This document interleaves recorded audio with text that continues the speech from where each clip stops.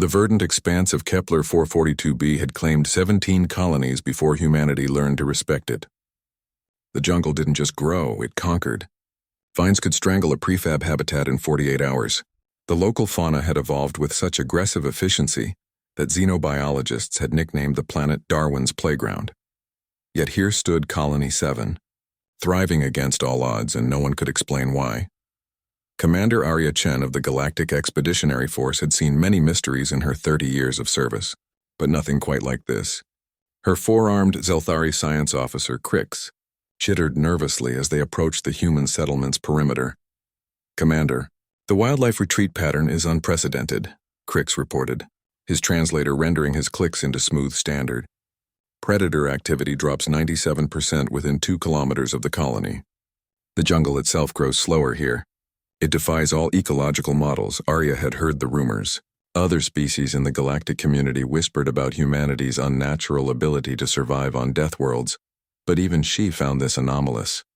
Every other colony had been evacuated or abandoned.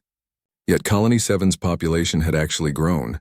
The answer, as it turned out, was currently sitting cross-legged in a clearing, covered in mud and laughing. Max couldn't have been more than 7 standard years old, skinny as a rail with sun-bleached hair and scraped knees that spoke of a childhood spent outdoors. Next to him sat something that made Crix's translator emit a strangled sound of confused terror. A honey badger. Not a Kepler 442b native species, which would have been strange enough.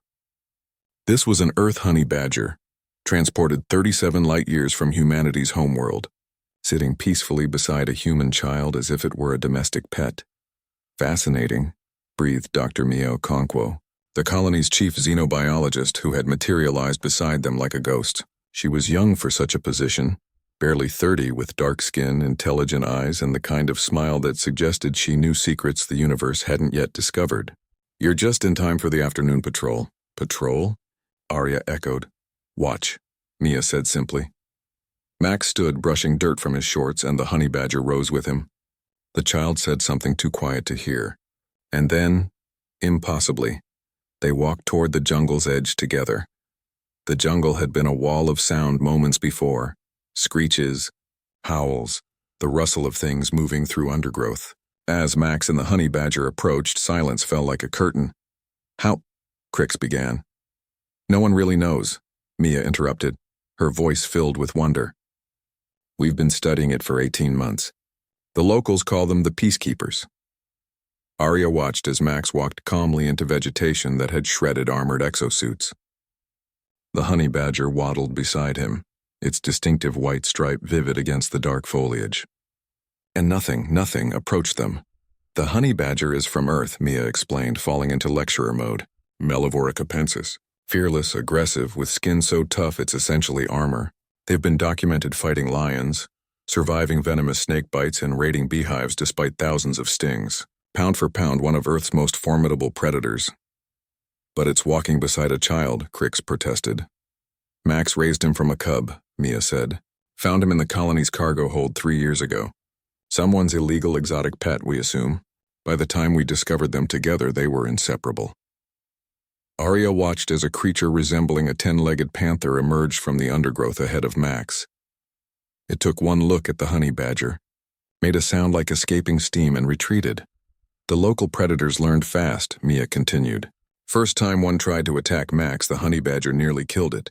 Word spread in whatever way predators communicate. Within 6 months, everything within 2 kilometers had learned. Stay away from the small humans and their companion. By extension, stay away from the settlement." "One animal created a safe zone around an entire colony?" Arya asked incredulously. "Not just one animal, Commander. It's the combination." Mia's eyes sparkled with scientific enthusiasm.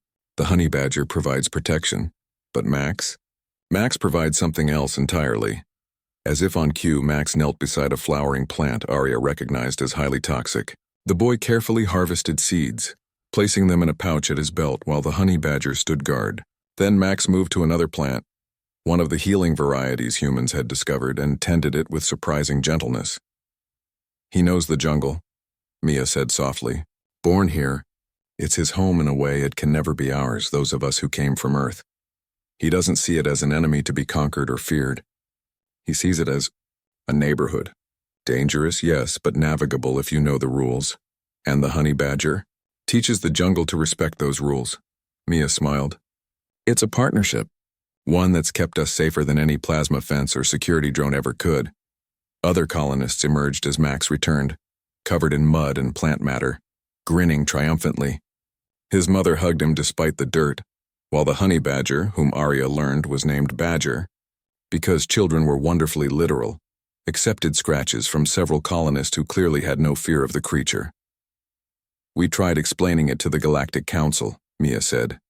They couldn't comprehend it. The Zelthari build barriers. The Zorvians use chemical deterrents. The Morphids simply avoid death worlds entirely. But humans? She laughed. We make friends with the most dangerous creatures we can find and walk into the wilderness like we own it. Humanity's survival strategy is befriending apex predators? Crix asked weakly. Not just apex predators, Arya murmured, understanding dawning. Anything that refuses to back down. We see ourselves in them. She thought of Earth's history. Wolves becoming dogs, cats domesticating themselves, horses allowing riders, falcons hunting alongside humans. Humanity had never conquered nature through force alone. They'd made alliances. The other colonies failed because they tried to fight the jungle, Mia explained. We succeeded because a 7-year-old boy and a honey badger taught us to negotiate with it instead. As evening fell, Arya watched Max and Badger make one final patrol of the perimeter. The jungle remained quiet, respectful. Other colonies would want this secret, would try to replicate it with training programs and tactical deployments of Earth fauna. But they would miss the point, Arya realized. It wasn't about the honey badger's ferocity or Max's knowledge. It was about the relationship, the mutual trust between species that should have been impossible. It was about a human child growing up alongside a creature that evolution had designed to fear nothing, and together teaching an alien jungle that some bonds transcended survival instincts.